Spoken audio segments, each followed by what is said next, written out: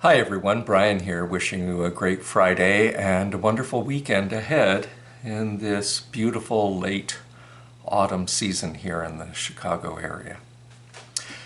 A friend of mine was a Jesuit theologian named John McNeill, and he used to say of football season that it was really good to be able to watch a high-tech football game on television that had great color and replays and expert commentary. But as good as that is, it's even better to actually go to a football game. Whether it's a professional one, a college one, or a high school football game, just to be able to be present for a live game, to actually be in the same stadium, to breathe in that same air that the players are breathing in, and to watch everything that's happening live is so much better. But then he went on to say, best of all, regardless of how well you may do it, is getting out there and having a neighborhood game of tag football.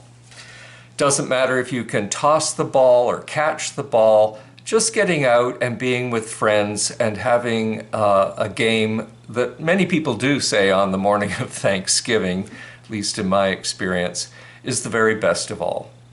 He said this about a lot of things. You know, it's great to have a download of music that's been produced perfectly in a studio, but it's better to go to a live concert. And then thirdly, it's best of all, even if you have no musical skill whatsoever, to get together and to make some music yourselves, whether it's just banging some upside down plastic pails or whatever it is you can do to make some music with a group of friends.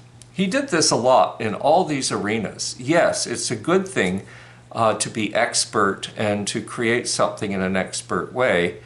It's better to see those experts really working at it in live action. And of course, even if you're not an expert, it's best to get out there and try to be it yourself.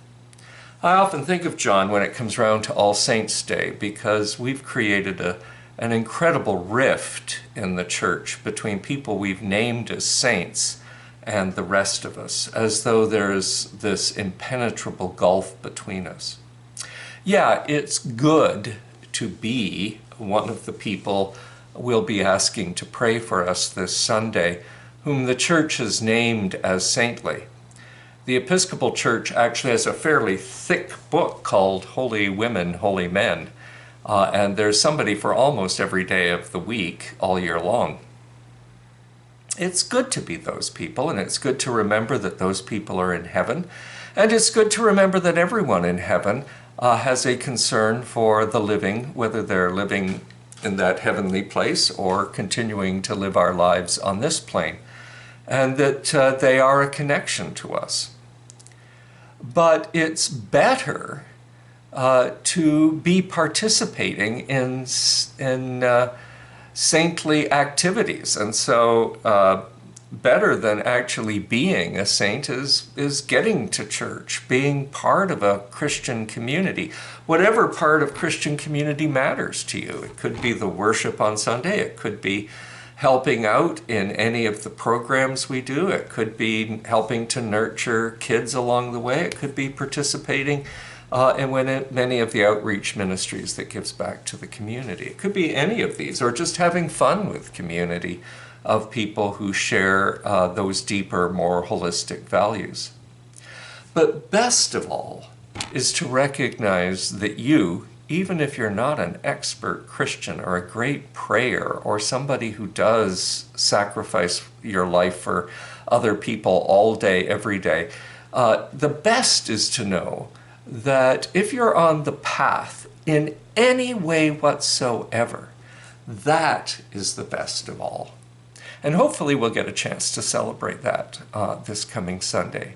To realize that, yes, in the same way that a professional football player, basketball player, hockey player, whatever, is showing us the finesse of doing that sport at its very best, and then can help us, instead of sort of saying, yeah, they do it and all I can do is sit on the sofa and watch.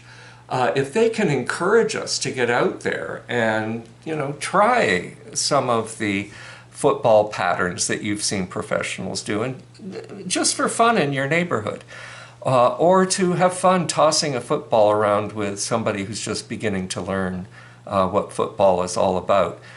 That's just so much infinitely better in our lives than the experts themselves. Same is true around saints of the church. They're there to show us what, really kind of expert Christianity can look like. But it's not to keep a gulf between them and us, but to be symbols to us that they took their gifts and added them to the kingdom of heaven in a way that perhaps we'll never be able quite to do. But one of those saints will resonate with each of us as to ways in which we could toss the football around in our own neighborhood. Hope you'll get to visit us either this Sunday in church or on our live feed, and that you have a very blessed octave, the 8 days that follow November 1st, the celebration of All Saints. Take care, thanks for listening, and God bless.